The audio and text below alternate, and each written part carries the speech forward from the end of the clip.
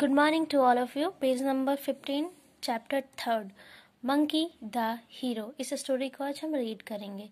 It was a rainy season and the jungle was on the verge of getting flooded. बारिश का मौसम था और जंगल बाढ़ की चपेट में आ चुका था. The rabbits living in the holes were the worst victims. जो होल्स में जो रैबिट्स रहा करते थे सबसे खराब स्थिति उनकी आ गई थी क्योंकि वो होल्स में रहते थे. Because all the holes were covered with silts and mud. क्योंकि जो रैबिट्स थे वो होल्स में रहा करते थे, लेकिन जब बाढ़ आ चुका तो जितने भी कीचड़ थे वो सारे के सारे वो ढक चुके थे, तो जिसकी वजह से ना वो अंदर आ पाते थे ना बाहर जा पाते थे. The rabbits had to live under tree in open. वो rabbits जो है वो सारे खुले पेड़ के नीचे रहने लगे. They were feeling too cold in the rainwater and as a result they started falling ill. वे काफ़ी ठंडा महसूस करने लगे बारिश के पानी की वजह से और फिर वो क्या हो रहे थे, रैबिट सारे धीरे धीरे बीमार होने लगे. In order to help them, the team of the Dr. Bear started living near to the tree.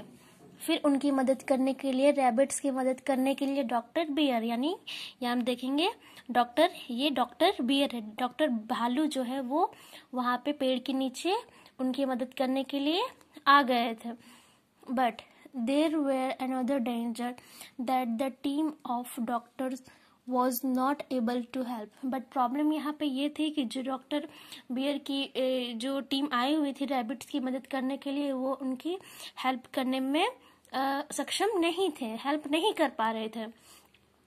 Due to their open house shelter the rabbits were easily becoming prey of lions, cobras and the willy foxes.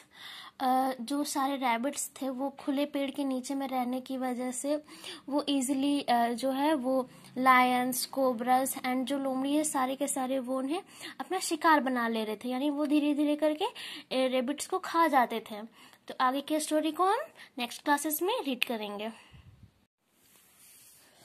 The bears soon informed Minu monkey of the situations. भालू ने, इसके बाद क्या होता है कि भालू जो है वो जल्दी ही मीनू बंदर को जो प्रॉब्लम्स थी रैबिट्स की उसके बारे में उसे बताया. मीनू बंदर को. Meenu was the most intelligent creature in the world forest and was always ready to help his fellow friends. जो मीनू मंकी था, ये जो मीनू मंकी है ये काफी इंटेलिजेंट था. वो जंगल में रहा करता था और वो सबकी मदद करने के लिए, स्पेशली अपने दोस्तों की मदद करने के लिए हमेशा रेडी रहता था. Meenu had a meeting with bears and the rabbits. Meenu जो है, मीनू मंकी, इसने एक मीटिंग अरेंज की जिसमें क्या होगा, जिसमें कि बियर भी होंगे और रैबिट्स भी, सभी मिलकर अपनी जो स्थिति, जो प्रॉब्लम है उसके बारे में बातें करेंगे. The situation was discussed in details. जो भी सिचुएशन थी पेड़ के नीचे में रहने को लेकर वो सारे के बारे में क्या हो गया, सारे डिस्कस किया गया. Meenu then called his friend. Meenu ने अपने दोस्त को पुकारा. द कालिया क्रो, जो कि क्रो है, ये रहा कालिया क्रो, मीनू का दोस्त. And Kalia crow and ask him to find a suitable place for the rabbits. तो जो मंकी है, मीनू मंकी, इसने अपने कालिया क्रो, अपने दोस्त को बोला कि रैबिट्स के लिए एक कोई अच्छी सी जगह चेक करो जहां पे रैबिट्स अच्छे से रह सके, away from the cobras, Lions and the foxes. और ताकि वो कोबरास और लायन और फॉक्सेस से दूर रहे और सुरक्षित रहे, तो उसके लिए एक अच्छी सी जगह ढूंढो. ये मीनू मंकी ने कौवा से कहा. Kalia Crow started flying from one corner of the jungle to another but could not find any place. Kaliya जो क्रो है ये स्टार्ट क्या हो गया कि वो हर जगह पे वो चेक करने लगा, उड़कर वह चेक करने लगा रैबिट्स के लिए, घर ढूंढने के लिए। तो फिर उसे क्या होता है, उसे कोई भी वैसा प्लेस नहीं मिल पाता है, कोई अच्छी जगह कोई मिल नहीं पाता है that would be completely safe, जो कि पूरी तरह से सेफ हो, वैसा कोई भी प्लेस उसे नहीं मिल पाता है। He came back and told Meenu of the situation, वह वापस आया और मीनू मंकी को कौवे ने कालिया क्रो ने उसे बताया कि मुझे ऐसा कोई भी जगह नहीं मिला जहाँ पे जो कि सुरक्षित हो और सही हो। Kaliya also told Minu that he found a place where cobras never go, but lions and foxes often visit the place. तो फिर उसके बाद क्या होता है कि कालिया क्रो जो है वो उसे मंकी को बताता है, मीनू मंकी को, कि उसे एक ऐसा प्लेस तो मिला जहाँ पे कोबराज कभी नहीं जा सकता है और ना ही लायंस और फॉक्सेस वहाँ पे कभी भी उस जगह पे नहीं जा सकते हैं। हाँ, Meenu thought a bit over the situation and decided to inspect the place. Meenu monkey ने सोचा कि कालिया क्रो ने उसे जिस प्लेस के बारे में बताया है, चलो उस प्लेस को हम देखते हैं, एक बार उस जगह को अच्छे से जांच पड़ताल कर लेते हैं, मतलब कि यानी कि चेक कर लेते हैं कि वो प्लेस कैसा है। Along with Kalia, he went to the place and found a small island, developed because of the heavy rain, near to the suggested place. जब वो लोग वहाँ पे गए तो उन्होंने देखा कि पानी के बीच में एक छोटा सा आइसलैंड यानी द्वीप, जैसे कि बहुत सारे जब बालू और मिट्टी जब एक जगह इकट्ठे हो जाते हैं तो इस तरह का एक आइसलैंड बन जाता है। तो वहाँ उसे एक ऐसा प्लेस मिला।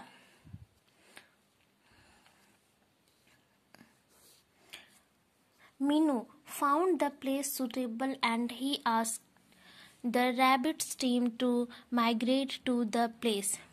तो मीनू मंकी ने जैसे वो प्लेस को देखा तो उसने कहा कि नहीं, प्लेस तो बिल्कुल सही है, तो यहाँ पे रैबिट्स आ सकते हैं, यहाँ पे रैबिट्स रह सकते हैं। The place was safe is the lions and fox, जो प्लेस था वो बिल्कुल सेफ था। Lions and fox could never reach the island because of the surrounding water. जो आइसलैंड था वो बिल्कुल सेफ था क्योंकि वहाँ पे ना ही तो कोबरास जा सकते थे और ना ही लायंस एंड फॉक्स वहाँ पे नहीं जा सकते थे, क्योंकि वहाँ पे साइड में जो है काफ़ी मात्रा में पानी था, जिस वजह से वहाँ पे वो नहीं जा सकते थे। The cobras also never visited this place, और कोबरास भी है वहाँ पे कभी नहीं जा सकते उस प्लेस पे। Rabbits came near the place, rabbits जो है उस जगह पे आए, आइसलैंड के पास आ गया। Now the problem is how to cross the water, अब प्रॉब्लम यहाँ पे आ जाती है कि आइसलैंड के पास यहाँ पे जाने के लिए उन्हें पानी से क्रॉस होना पड़ेगा। तो अब उन्हें कैसे क्रॉस होंगे तो अब यहाँ पे हम देखेंगे। Meenu called his monkey team, Meenu monkey जो है, मीनू मंकी ने अपनी टीम को बुलाया, यानी ये मीनू मंकी की टीम है। And ask to join their tails in such a manner that is acted as a big rope। तो उन्होंने फिर सोचा कि हम यहाँ पे कैसे क्रॉस होए, तो उन्होंने दिमाग अपना लगाया कि उनका जो पूछ है, टेल्स है मीनू मंकी का और सारी टीम्स का, तो उन्होंने आइडिया लगाया कि उन्होंने ट्री के पास में अपनी पूछ को लंबी से इस तरह से बांध दिया, एक मतलब रस्सी की तरह इसका यूज किया गया। The tail rope was tied with the tree trunk and an umbrella left by the panickers were tilted upside down to be used as a boat। उसके बाद फिर क्या किया, उन्होंने अपनी पूंछ को रस्सी की तरह इस्तेमाल किया। उसके बाद उन्होंने एक अम्ब्रेला को उल्टा कर दिया और उस पे जो उसका जो होल्ड है ये अम्ब्रेला का हैंडल पे यहाँ पे अपनी पूंछ को बांध दिया और ट्रीज में इस तरह से लटका कर सब बैठ गए। One end of the tail rope was tied at the umbrella's handle, ठीक है, उसे हैंडल में टेल्स को सारे को बांध दिया गया। The rabbit team was divided into the group of 10। सारे जो रैबिट्स थे उनको डिवाइड कर दिया गया अलग अलग टीम में, depending upon weight and size, and ask to sit in the umbrella. उनको इस तरह से बैठाया गया कि अगर कुछ मोटे हैं तो उसके साथ में कुछ पतले जाएंगे, और वेट और साइज को ध्यान में रखते हुए उन्हें अम्ब्रेलाज में बैठाया गया। The umbrella with rabbits started floating and moving forward as the tail rope tied at the tree trunk was loosened. तो उसके बाद फिर क्या किया गया, जैसे ही वो लोग बैठ गए तो उसके बाद फिर वो अपनी पूंछ से इसे अम्ब्रेला मतलब को खींचने लगे, और वो धीरे धीरे तैर कर आगे आइसलैंड की ओर बढ़ने लगे। Once the boat reached the island, the rabbits got down and the boat was pulled back again by tightening the tail rope at the tree trunk.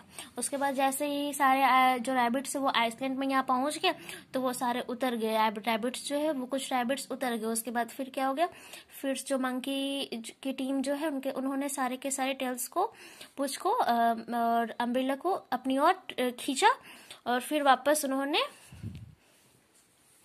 The process was repeated and every rabbit was left at a safer place. उसके बाद सारे के सारे rabbits इसी तरह से Iceland में छोड़ दिए गए। The island was fertile and soon they started growing carrots there. उसके बाद धीरे धीरे क्या हो गया कि रैबिट्स जब वहाँ पे आइसलैंड में रहने लगे तो उन्होंने कैरेट्स को लगाना स्टार्ट कर दिया, यानी गाजर को लगाना वहाँ पे स्टार्ट कर दिया। After the 3 months the water started going down. उसके बाद 3 months के बाद क्या हो गया कि सारे के सारे जो पानी है वो सारे सूख चुके थे, and life came to normal. और फिर से उनकी जो लाइफ है रैबिट्स की वो फिर से नॉर्मल पहले की तरह अच्छी तरह हो चुकी थी। The rabbits thank Meenu, Kalia and bears for the help at the time they needed it most. Rabbits जो है वो थैंक यू मतलब उनके धन्यवाद रहते हैं कि मीनू के और कालिया और बियर सभी को वो धन्यवाद कहते हैं कि उन्होंने उनकी मदद तब की जब उन्हें ज़रूरत थी, उन्हें सबसे ज़्यादा मदद की ज़रूरत थी, ऐसा रैबिट्स कहते हैं। उसके बाद फिर स्टोरी जो है हमारा एंड होता है। तो इस स्टोरी से हमें सीखने को क्या मिलता है कि हमें एक साथ अगर हम किसी भी काम को एक साथ मिलकर काम करते हैं तो वो सक्सेस और अच्छे तरीके से वह काम होता है। तो आगे की क्लासेस में हम क्वेश्चन एंड आंसर को फिल करेंगे। ओके।